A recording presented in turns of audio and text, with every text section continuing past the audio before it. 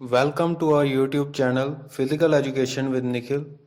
आज की इस वीडियो में हम उन फैक्टर्स के बारे में पढ़ेंगे जिनसे हमारी हेल्थ अफेक्ट होती है। So there are a number of factors which directly और इनडायरेक्टली अफेक्ट आवर हेल्थ। आपको प्रेजेंटेशन के थ्रू समझाने का प्रयास करूंगा। होप कि आपको वीडियो अच्छी लगे। So let's begin. सो आप इन्हें अपनी स्क्रीन पर देख सकते हैं। पहला है personal factors, and next is biological factor, third is environmental factors, fourth is socio-cultural factors, fifth is age, sixth previous injury, seventh weather, eighth weight, ninth diseases which could be of any type। चलिए personal factors के बारे में पढ़ लेते हैं। Personal factors वो होते हैं जिन पर हमारा फुल कंट्रोल होता है, जिन पर हमारा पूरा नियंत्रण है। इसमें यही बताया गया है कि अगर हम पर्सनली अपनी बॉडी की केयर करते हैं तो हम अपनी बॉडी को अच्छा भी बना सकते हैं, और अगर केयर नहीं करते तो हमारी बॉडी खराब भी हो सकती है। तो इसके पॉइंट्स आगे पढ़ते हैं। Number one is exercise. अगर कोई अपनी रूटीन में एक्सरसाइज नहीं करता तो अपनी वो बॉडी को इफेक्ट करेगा, और अगर वो डेली एक्सरसाइज करता है तब भी उसकी बॉडी अच्छी होगी, और अगर कुछ नहीं करेगा तो उसकी बॉडी जो है खराब होगी, और कई तरह की उसको डिसीजेज भी लग सकती, बीमारियां लग सकती हैं। और आगे है नेक्स्ट पॉइंट, बाथ। इसका मतलब है कि अगर हम रूटीन में नहाते हैं, अपनी बॉडी को हाइजीनिक रखते हैं, तो हम अच्छा सोच पाएंगे, हमारा माइंड फ्रेश रहेगा।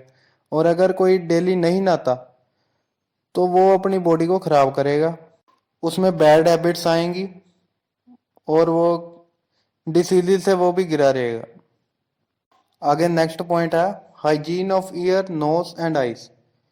इसमें बताया गया है कि अगर हम अपनी ईयर्स की और नोज की और आइज की रूटीन क्लींजिंग करते रहेंगे तो हम काफ़ी बीमारियों से दूर रह सकते हैं। इसके अलावा अगर हम इसकी देखभाल नहीं करते इनकी, तो हमें बहुत ही नुकसान का सामना करना पड़ेगा। आगे है केयर ऑफ फीट।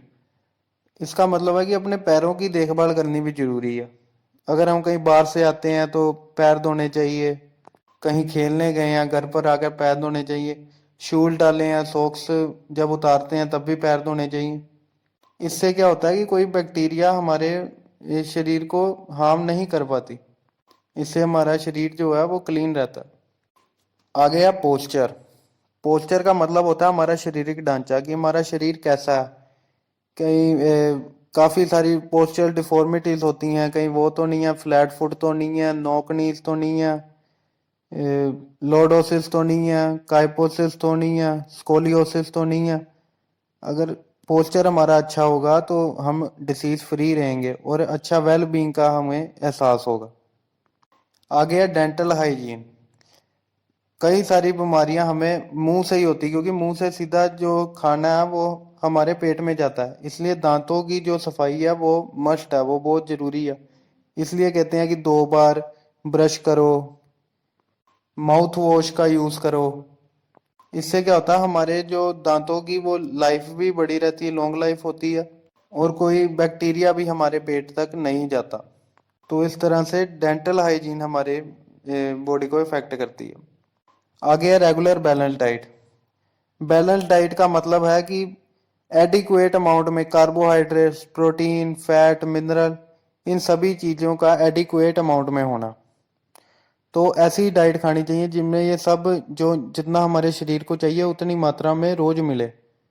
अगर हम ऐसी डाइट खाएंगे, फ्रूट्स, वेजिटेबल्स, ग्रीन वेजिटेबल्स खाएंगे, तो हमारी हेल्थ ऑटोमेटिकली अच्छी रहेगी। और अगर इसके विपरीत अगर हम ये चीज़ें नहीं यूज़ करते, नहीं बैलेंस डाइट लेते अपनी रूटीन में, तो हमारी बॉडी क्या है, ख़राब होना शुरू हो जाएगी। तो इस तरह से बैलेंस डाइट हमारी हेल्थ को इफेक्ट करती है। आगे है use of leisure time. Leisure time होता है कि हमारा खाली समय। अगर हम अपने खाली समय को जैसे मोबाइल फ़ोन गेम्स खेलकर अपना टाइम बर्बाद करेंगे तो हमारी हेल्थ क्या है, ख़राब होगी। और इसके उलट जब हम इसको अच्छी जगह में लगाएंगे, जैसे कोई फिजिकल एक्टिविटी करेंगे, तो क्या होगा, हमारी हेल्थ इंप्रूव होगी। आ गया मेंटल एटीट्यूड। मेंटल एटीट्यूड का मतलब है कि हम चीज़ों को अपनी तरफ कैसे लेते हैं। अगर हम हमेशा पॉजिटिव रहेंगे, पॉजिटिव सोचेंगे, तो हमारी हेल्थ क्या है, इम्प्रूव होगी। अगर हम अंदर से खुश रहेंगे तो हमारी हेल्थ अच्छी होती रह जाएगी। अगर हम इसके अलावा नेगेटिव सोचते हैं तो हमारी जो हेल्थ है वो डिक्रीज होगी। इसके बाद आता है sleep. Adequate amount of sleep is must for our body. अगर हम अच्छी स्लीप लेंगे तो तभी हमारा माइंड जो है फ्रेश रहेगा। हमारी हेल्थ के लिए स्लीप बहुत अच्छी होती है। अगर हम समय के साथ सोएंगे और समय के साथ उठेंगे तो हमारी हेल्थ क्या है, अच्छी रहेगी। और अगर हम हमारी स्लीप प्रॉपर नहीं है, हम जब मर्जी लेट सोते हैं, कोई रूटीन नहीं है या प्रॉपर स्लीप पैटर्न नहीं है, तो हमारी हेल्थ क्या है, इफेक्ट होगी। पर्सनल फैक्टर्स करने के बाद हमारा आता है बायोलॉजिकल फैक्टर्स। बायोलॉजिकल फैक्टर्स हमारे हेरिडिटरी फैक्टर्स होते हैं। हेरिडिटरी का मतलब है जो पेरेंट टू पेरेंट चलते हैं, जो हमारी पीढ़ियों से चली आ रही कोई भी चीज़ है। जैसे मान लो किसी के पिताजी को शुगर है तो आगे चलकर उनके बच्चे को भी वो आ जाती है। तो ये बायोलॉजिकल फैक्टर्स हैं, ये हमारी हेल्थ को इफेक्ट करेंगे। इसमें किसी कोई कुछ नहीं कर सकता, ये हेरिडिटरी होते हैं। इसके अलावा अगर किसी के पिताजी स्वस्थ हैं तो वो बच्चा भी क्या है, स्वस्थ होगा। आगे हमारा आता है इन्वायरमेंटल फैक्टर्स। इन्वायरमेंटल फैक्टर्स भी दो तरह के होते हैं, इंट्रिंसिक एंड एक्सट्रिंसिक।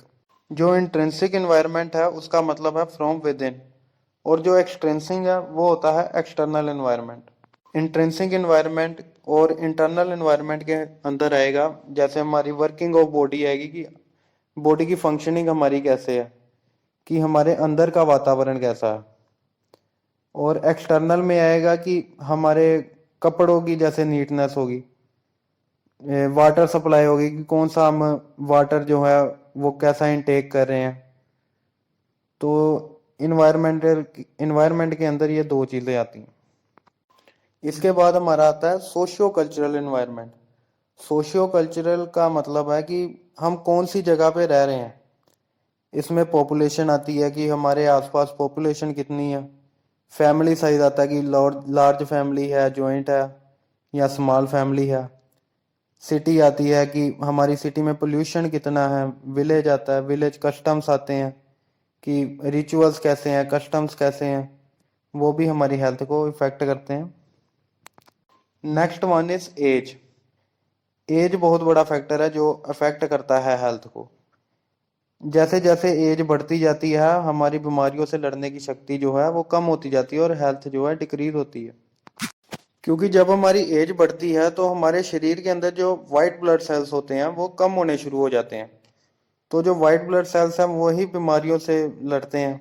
अगर वही कम हो जाएंगे तो बीमारियों से लड़ने की शक्ति कम हो जाएगी, और इसी तरह हमारी जो हेल्थ है वो अफेक्ट होगी एज के हिसाब से।